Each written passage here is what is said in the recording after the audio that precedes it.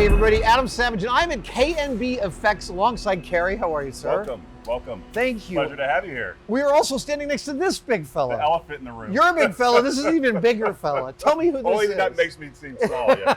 Yeah, no, well, this thing we made for a show called 1923.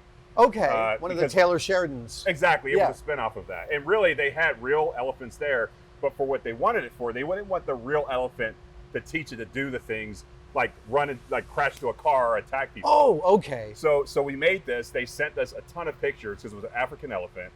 Sent us a ton of pictures, and we had our 3D artist model this in the computer. So were you modeling a specific elephant from the shoot? Yes, because it had to match 1-to-1. Oh, shoot. So all the detail they gave us was like, you know, really tight shots of everything that we tried to match as direct as we can, to color, to everything, the size, the scale, the trunk length.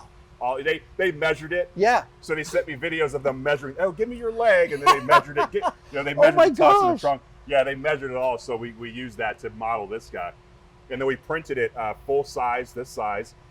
It was milled out of foam on machines in pieces. Yeah. And then we got it here at the shop, and we glued it together. And a lot of this detail wasn't there. Right. So you have to go in and we had like maybe like clay over it? No, we just carved it in. Okay. Because it was like a 4-pound foam, right? Which is really good for sculpting in. So a couple of people spending a few days just adding in all just going in and deepening this, softening it to make it feel more real. Wow. And then once we did that, we sealed the whole thing with like a paint. Yeah. And then we had like 4 or 5 guys on scaffoldings molding it. So the mold for this has to be absolutely gargantuan. It's huge, yeah, yeah. Because just for seaming purposes, we didn't want to break it into too many parts, because then, you know, you have to think ahead. Like if you have 5 molds and that's 5 pieces, you have to assemble and seam all that. So we tried to mold it all as one. The only thing separate were the ears, and like a piece of the trunk, but everything else was all one piece once it was assembled. And his skin gives you some natural dividing lines for exactly seaming. That. Yeah, we exactly that. Where we found once it was done, we said, oh, there's a wrinkle there. We can just you didn't want to have to fill a seam cutting across everything. Yeah, 100%. You guys have done so many animals here, and I'm really excited about talking about them, because the first thing I noticed when I got up close is the hair. Yeah.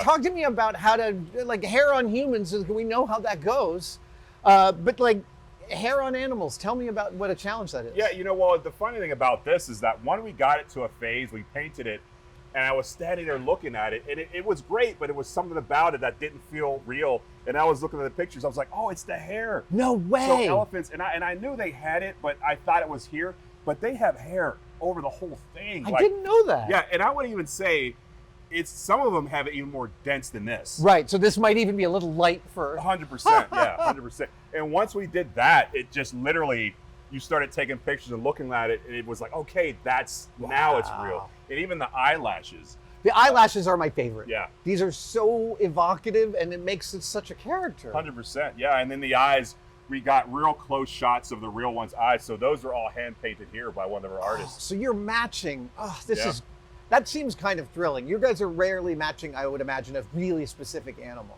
Rarely, yeah. A lot of times we work the other way. Like they'll call us and say, make it, and then we'll get something that's similar. Right, right. But this is that they already had the elephant that could do what they wanted. So we had to, because even the eyes, we did a first set of eyes, and when we put it in, same thing. You're looking at it, something wasn't right, and it was actually the size of the iris was off. Oh. It was just so off to where it didn't look right. So what I'll do is I'll put it in the computer, and I'll literally put ours with theirs and zoom in. Right. And then you can start seeing like, oh, you know, the iris is too small, or like the colors is more yellow here and there's more speckled. So, you know, so that was probably the second set that we made just to kind of get it right.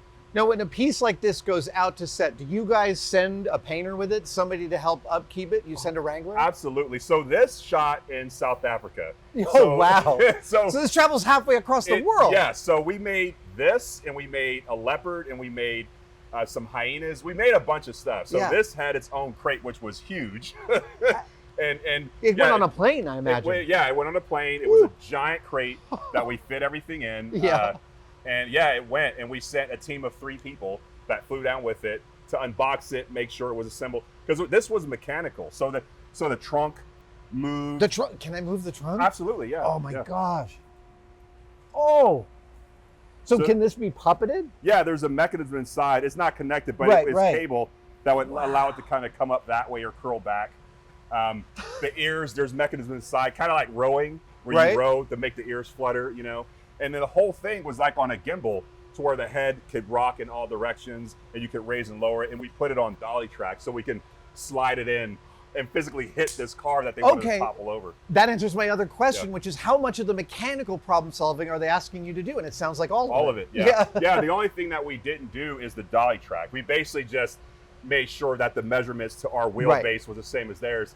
And they just set it up and you pushed it on and then, you know, went down this ramp and knocked the car on the side. Incredible. Yeah, it's pretty awesome. It was great. Because when they told us about it, they were like, oh, well, this is like our Jurassic Park moment, you know? Right. Like we wanted, because they wanted to have the head come in the window where it looks, and a foot kind of step in, and, and then it kind of rams it, like knocking it over, you know, reminiscent to the T-Rex hitting the side of the truck as they're riding away. Oh, no, I totally know what you mean. It's the best. Does he have a name? We never named it. I think you should name it. We didn't. Maybe people, but we never did. So you will bequeath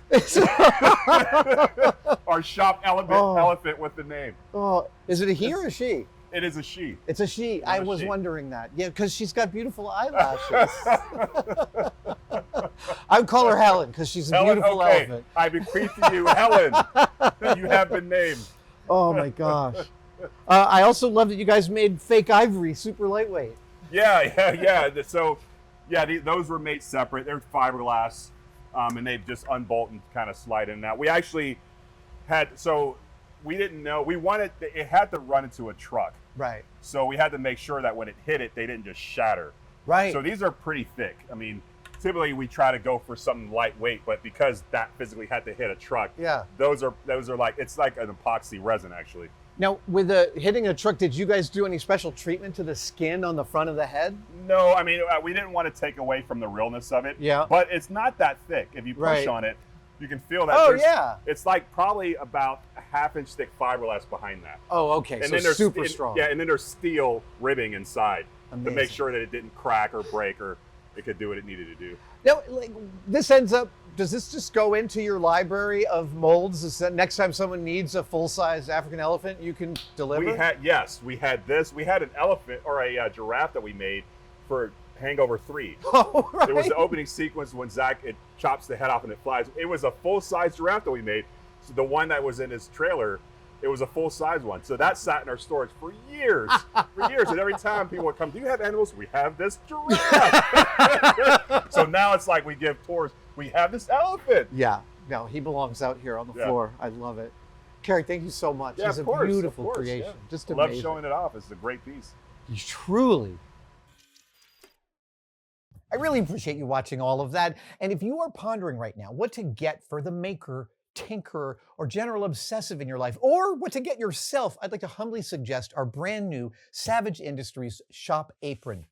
Its predecessor is one of the most popular things we have ever manufactured, and we are still selling them, but now we've added to it. We've simplified it, we've lowered the cost, and we've made an entry-level apron, still manufactured in the United States, still made of upcycled materials, and I swear this might become my new daily wear.